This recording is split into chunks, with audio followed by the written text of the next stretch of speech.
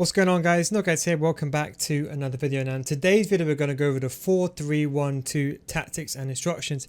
Is it a new meta formation? Well, it's becoming more used, I would say, commonly people that play in the central areas. I've devised a system where it defends in the 4-4-2, so that way you can press your opponent when you don't have the ball. And when you have the ball, when you're attacking a 4-3-1-2, and you have a left centre mid and a right centre mid during the attack to create the overloads in the centre. This is a very attacking formation, maybe a formation you want to use to come back, maybe to use the entire game. I've used a 4-4-2 defensive format because it's a bit stable to defend with. But without further ado, let's go straight into tactics and instructions. Okay, now going over tactics, now this is important. Do not change anything. You might see me play this. Don't forget I do stream on twitch.tv/nilguides. Link is down below in the description. But do not forget, do not change anything unless I say you can, because certain things are done in a specific reason, and I'll explain that. So first of all, the defensive style. Now you can use pressure on heavy touch. I would say first of all, try this formation on balanced. If you find it's not attacking enough, you can use pressure on heavy touch. The problem is that pressure on heavy touch is sometimes when you're transferring from a 4-3-1 to when you have the ball, and let's say you lose the ball, you go into a 4-4-2 system. There is that period where if your players are pressing, you might not be in shape. So do bear that in mind. I would recommend pressure on every touch. Maybe try that for a bit. If it's too much, then go to a balanced system. But I use pressure on heavy touch. For the width, we've gone with 4. You might be wondering why are we playing a narrow width on a very narrow formation. It's because what happens is your left, your cam becomes either a left mid or a right mid. In this situation, it becomes a right mid, and your left center mid becomes a left mid. That's how you defend in a 4-4-2. A 4-4-2 is pretty much a wide formation. So although your defensive width is very narrow, you're actually defending in a 4-4-2. That's why we've gone with a width of 4.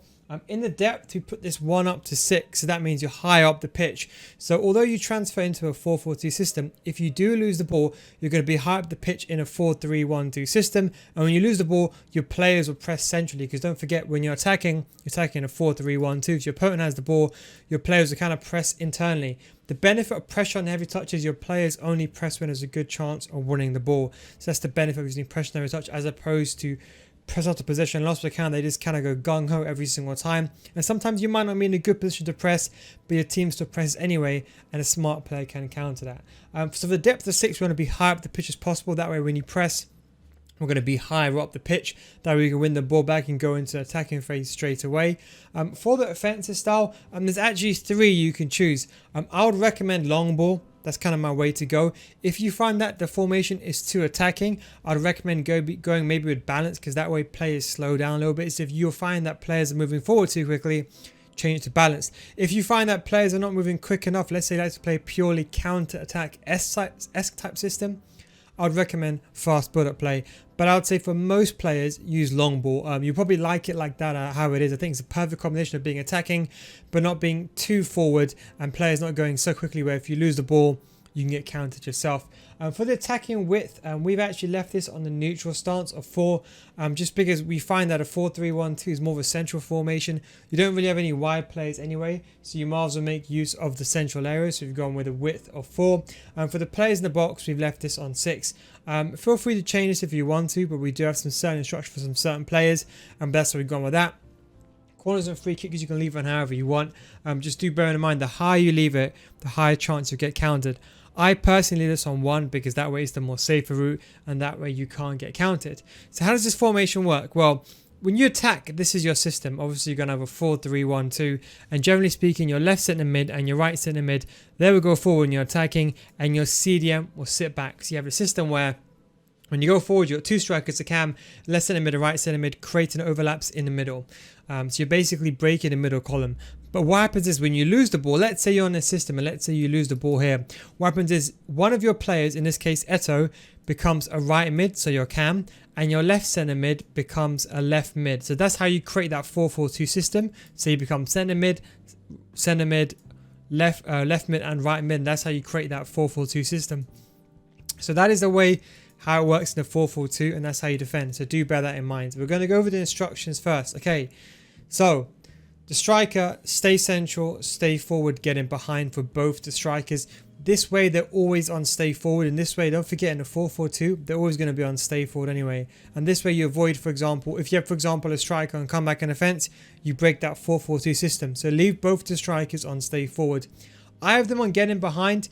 feel free to use some balance if you find that the player is getting behind too much. Sometimes with the more clunkier players, you might want to leave them unbalanced. For example, I normally leave Ronaldo unbalanced and get the ball to his feet. But I have 2 strikers. Any 2 strikers on stay forward is fine. I just want to say, if you do want to get better at FIFA, come join my FIFA School paid advanced in-depth series. The FIFA School has in-depth videos that are based on a progressive learning system designed to take your game to the next level in the most efficient manner. These videos are made for the mature audience and I have all ranges of gameplay, all the way from basic or whether you advance. So for example, whether you're an elite player and you join, you learn, for example, the most important skill moves. Also, the videos are very structured. So for example, you learn how to do a skill move. I'll explain to you how it works. I'll give you some examples, some scenarios where you can practice it and where you can train it, and how it also works in games. So some walkthrough examples, everything from defending, from attacking, build up to the final third, every element that's important. You won't find these videos on my YouTube channel as they're specifically made for the Patreon only.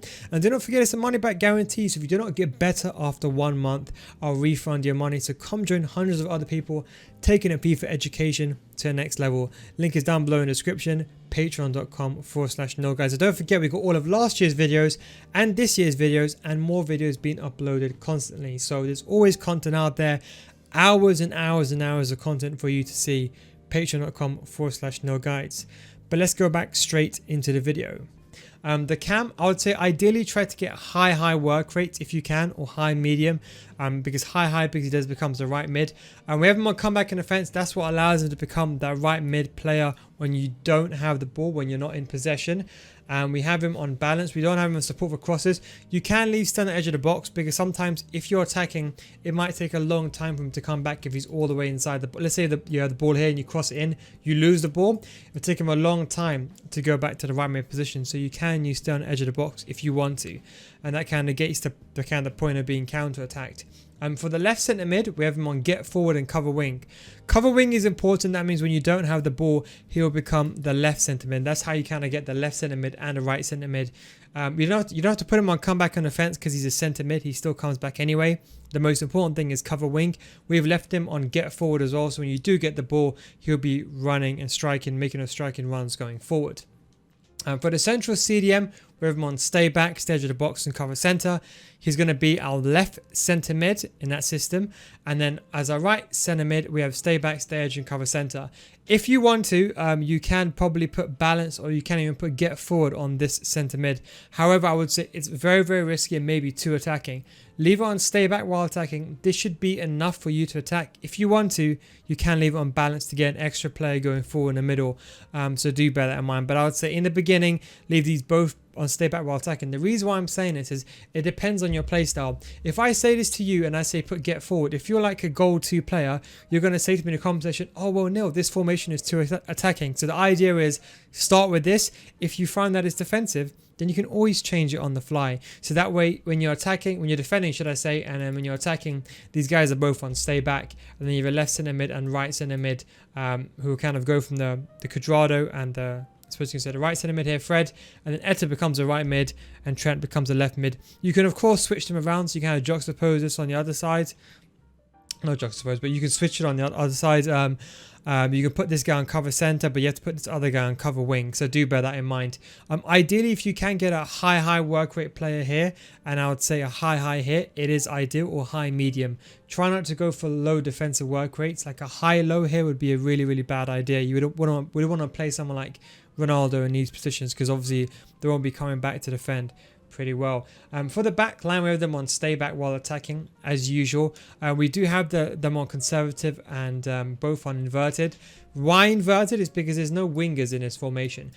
Normally you put overlap, that way when these players, when they go forward, at least this way they go around, traditionally speaking, left wings and right wings, because you want the strikers or the wingers to be the central players. But in this system, because you've got no wingers anyway, inverted just makes them a bit more centralized. That's all that inverted does. So if you want, you can always activate the D-pad tactics, fullbacks join the attack, and make this an even more attacking formation. I wouldn't recommend that unless you really know what you're doing, you know how to defend, because then you're left with 2 players at the back and you could definitely be exposed. You can experiment with drop between defenders as well to make this even more attacking.